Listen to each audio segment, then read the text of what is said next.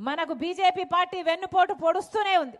మనకి ఇవ్వాల్సిన హామీలలో మనకు రావాల్సిన హక్కులలో ఒక్కటే ఇవ్వలేదు బీజేపీ పార్టీ.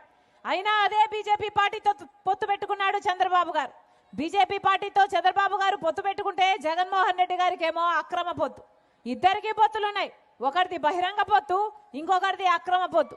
ఆఖరికి జగన్మోహన్ రెడ్డి గారు దత్తత పుత్రుడు అంటున్నారు. బీజేపీ నాయకులే నిర్మలా సీతారామన్ గారే మోడీకి దత్తపుత్రుడు జగన్మోహన్ రెడ్డి గారు అని చెప్తున్నారే. మరి ఇంతకంటే దారుణం ఉంటుందా? రాజశేఖర్ రెడ్డి గారి వారసుడు జగన్మోహన్ రెడ్డి గారు రాజశేఖర్ రెడ్డి గారి కొడుకు అనుకొని వారసుడు అనుకొని ఓట్లేస్తే ఈరోజు రాజశేఖర్ రెడ్డి గారి వారసుడుగా మిగిలారా, లేకపోతే మోడీ దత్తపుత్రుడుగా మిగిలాడా? అసలు రాజశేఖర్ రెడ్డి గారు ఏ రోజైనా బీజేపీని సమర్థించారా? జీవితంలో ప్రతిరోజు బీజేపీని వ్యతిరేకించారు రాజశేఖర్ రెడ్డి గారు. ఎందుకంటే బీజేపీ పార్టీ ఒక మతతత్వ పార్టీ కాబట్టి. ఎందుకంటే మతం పేరుతో చిచ్చు పెట్టాలి, ఆ మంటలో చలి కాచుకోవాలి. ఇదే బీజేపీకి తెలిసిన రాజకీయం.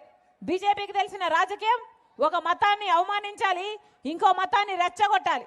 ఇదే బీజేపీకి తెలిసిన రాజకీయం.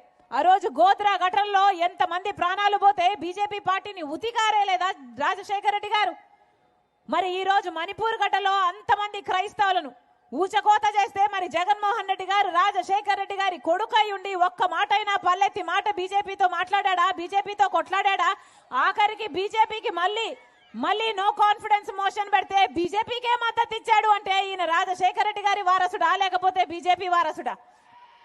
ముమ్మాటికి బీజేపీ మోడీకి దత్తపుత్రుడుగా మారిపోయాడు జగన్మోహన్ రెడ్డి గారు. ఇంత అన్యాయం చేస్తున్నారు మన రాష్ట్రానికి. ప్రత్యేక హోదాను తాకట్టు పెట్టారు, రాజధానిని తాకట్టు పెట్టారు, మన బిడ్డల భవిష్యత్తును రాష్ట్రాన్ని మొత్తము స్వప్రయోజనాలకు తాకట్టు పెట్టారు. వీళ్ళకే మళ్ళీ ఓట్లేద్దామా? వీళ్ళనే మళ్ళీ అధికారంలో కూర్చోబెడతామా? ఒక్కసారి ఆలోచన చేయండి.